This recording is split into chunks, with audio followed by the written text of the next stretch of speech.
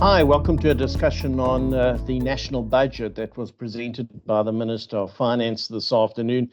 And I must say, overall, you at first glance would think that this was a good outcome.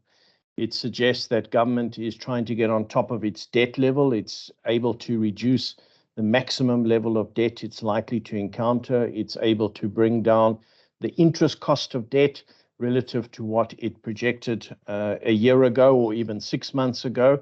And on the face of it, it looks like government is able to adhere to fiscal discipline. The problem, of course, is how is it achieving all of this? And it's achieving this by using effectively what's called the JFECRA, the foreign exchange reserves, where we have a revaluation windfall, if you like, that's been accumulating now for a number of years. That sits within the Reserve Bank. The government is legally allowed to access those revalued reserves. And there's been much debate about whether or not government would access them and what they would do with those reserves. We now know that government is going to effectively access 150 billion of that over the next 3 years, starting with 100 billion this year. And it will use that money effectively to reduce the level of debt it has. Now, that puts the fiscal position in better shape relative to where it's been, certainly relative to what was expected. The markets like it, the bond market liked it, the currency markets like it. But if you think about it, what effectively is going on here is you using a windfall to allow government to continue to spend money. That is not ideal. What you would ideally want to do is use that windfall, the same 150 billion, and apply that to infrastructure development directly. The reason you'd want to do that is that the 150 billion would then be able to be used to drive economic growth. And the consequence over the next couple of years would be that you'd be able to raise the economic growth rate, create jobs, increase the tax base, and therefore naturally put government in a better fiscal position. Government's not doing that. They take in the 150 billion as a windfall, applying it directly to debt reduction, which sounds okay. But what it does in reality is it allows government to continue to spend money the way they have been previously. And the way they've been spending money previously is not ideal, right? They've been spending a lot of money on salaries, a lot of money on social payments. And by reducing the debt or using this money to effectively reduce how much they have to borrow, they can then continue to spend in the same fashion that they have been previously, which is great in an election year. And it therefore allows the government to avoid the really hard decisions. What are the hard decisions? It's become clear in recent years that government has an unworkable, unaffordable national budget.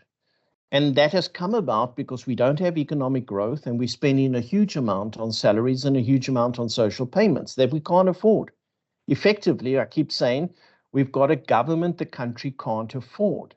So in order to be able to afford it, you've got to make hard choices. And those hard choices would be, let's reduce government expenditure on salaries. Let's reduce government expenditure on social payments. Government doesn't want to do that. So how do you keep this whole thing going? How do you keep those payments in place? You use the 150 billion from the foreign exchange reserves revaluation. You take that windfall, which is essentially a once-off windfall. You take it, you reduce your debt, you give yourself some headroom, and you can keep spending. I don't think it's ideal, yet the bond market liked it and the currency market liked it. Outside of that, what else was going on in the budget? A couple of things jumped out to me. First, government over the next couple of years is only expecting growth to go just above 1%. So there's nowhere near enough within this budget that directly addresses the need for higher economic growth. After all of this discussion, over the next 3 years, South Africa's GDP growth is not expected to even reach 2%. That tells you that within the framework of government expenditure, there's not enough that's driving growth. There's a lot that's driving general consumption spending, salaries, etc. But it's not going to engineer a much higher growth rate. The good news, I think, is there weren't significant tax changes. We know that government is always under pressure to collect more revenue, and they will collect more revenue, but they can do that without directly increasing things like the VAT rate or the personal income tax rate or the corporate tax rate. The way they're doing it mainly is by simply not adjusting for the impact of inflation. So as inflation goes up, it tends to push people into higher tax brackets. In order to keep things fair, government should then adjust the tax brackets to allow for the impact of inflation, what's called fiscal drag or bracket creep. Government may decide to do that, or it may decide not to do it. This year it decided not to do that. And effectively, it means that the individual will be paying more tax without government actually increasing the tax rate. Now, that's clearly not ideal, but it's better than any particular increase in actual tax rates. There was no increase in the fuel levy or road accident fund, which has become pretty much the pattern now in recent years, and that's got a lot to do with the fact that those taxes have gone up dramatically in previous years. There was also no other real abnormal tax changes that we would be particularly concerned about. So yes, we saw some increases in excise duties, the so-called sin taxes, but I think that's pretty much expected. So from a tax point of view, I would say no big surprises, no substantial adjustments, but ultimately the individual is going to end up being somewhat more under pressure relative to what they've been previously. In terms of the expenditure, government is trying to adhere to expenditure ceilings, right? It's trying to control the overall increase in expenditure. But you still have this problem that has been around for a number of years, and that is that money keeps being diverted away from capital expenditure into consumption expenditure. And that continues on. This budget emphasize that. You increasing salaries at a fairly rapid pace. That component is rising, but you are taking a lot of money away from potential infrastructure or capex spending in order to help fund that. And so it's not a problem of the total expenditure. It's got more to do with the composition of expenditure. Yes, of course, you're allocating the expenditure to all the various government departments. And I wouldn't be critical of that allocation. Where I'd be critical is when the money goes to those individual departments, what is it being used for? Is it being used to drive reforms, to drive capacity, to deliver better service, or is it the majority of it simply going on consumption? And absolutely, right now it's mostly going on consumption. So you end up with a budget deficit that is manageable at least.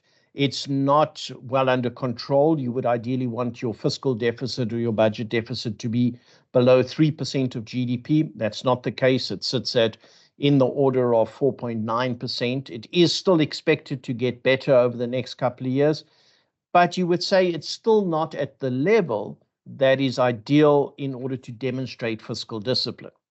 To the credit of government, what they're able to show is that they are now running a primary budget surplus. What does that mean? It means that if you take the overall deficit and you were to exclude the interest payment, then government effectively has a surplus, which I guess re-emphasizes just how big the interest payments have become, and that it's critical that government gets its overall debt levels under control and that it controls its interest payments. So that's clear. And yes, government is trying to do that, but they're trying to do that by using the 150 billion from the foreign exchange reserves rather than doing that by being internally disciplined. And so it's kind of an easy way out. It means that government debt is no longer on its way to 77% of GDP, which was the expectation back in October. It's now projected to be around 73, 74% of GDP. That is still substantially high and higher than you would ideally want, but it's a meaningful adjustment from where we were previously. And so the overall takeaway from this would be, without looking at the detail, that government is being more disciplined, that it's able to control its debt, that it's able to bring the debt servicing costs lower, it's able to reduce the borrowing requirement. But I would just urge you to keep reminding yourself, how have they come? Are they in that position? What have they done to get to that position? And it's really a windfall. So then out of that comes the question, what about growth? What are we doing to grow this economy? Clearly, within the government framework, there's not nearly enough going on that will generate economic growth. And so it's going to create even more emphasis on how do we use private-public partnerships to drive economic growth. And I think that is the intention. There wasn't anything announced within this budget regarding Transnet or additional monies there, not much announced regarding Eskom or, in fact, any key infrastructure development. But it's very clear to me that if you directly ask government how do they intend to get the economy going, it's now become increasingly clear that that is going to have to be driven by private-public partnerships, entering into agreements with the state-owned enterprises to drive infrastructure renewal. And that's fine. As long as we can implement those changes rapidly, we can get the deregulation in place, and we can draw the private sector in. We know the private sector wants to get involved, whether it's the railway system, the port system, the energy system. The private sector has demonstrated that through the announcement of numerous solar energy projects and other projects. So there's a hunger by the private sector to get involved. From our perspective, we would like to see government pursue that with a much higher degree of urgency overall. The other issues that were touched on, obviously government touched on national health insurance and emphasized that. It touched on the two-pot system for the retirement fund. All of those, I think, are worthwhile reading within the budget documents, and it's slowly moving those processes forward. You wouldn't be encouraged by the level of detail, though, attached to that. There's still too many questions that are not being answered, and we would have a degree of unease about how that is going to evolve. The one thing that did strike me is that from the two-pot system, government is now putting into the budget a revenue collection of 5 billion rand. In other words, they're anticipating that a fairly large number of individuals will access their retirement funds and withdraw that, and then obviously have to pay tax. And so that will result in some additional tax revenue for government. I don't think that's great if you're in the retirement industry, but I can understand the demand for that from a household sector. So overall, you would say that the budget is, I guess, mostly in line with expectations, particularly in terms of tax changes. The biggest surprise was the extent of use of the Jafekra account, the foreign exchange account. I think that is going to be heavily debated over the coming weeks and digested as to how exactly is that going to be managed and what does it mean for the future. On the face of it, I think the markets like the budget. I think the credit rating agencies are not going to be fazed by anything within the budget. They certainly are not going to be looking to adjust our credit rating in any meaningful way. But I would just caution that in the background, I think there are big questions about what is government's intention with using the windfall from the foreign exchange reserves, and are they ever going to really restructure government expenditure to set the country up for better economic growth? Or are we going to continue to focus on consumption-based expenditure and somehow hope that the growth comes from elsewhere in the economy? That can be achieved if you allow the private sector to gain full access to infrastructure development. But a lot has to be done before we can get a sense that that's actually what will be achieved. Hope that makes some sense. That's all from my side. Thanks a lot.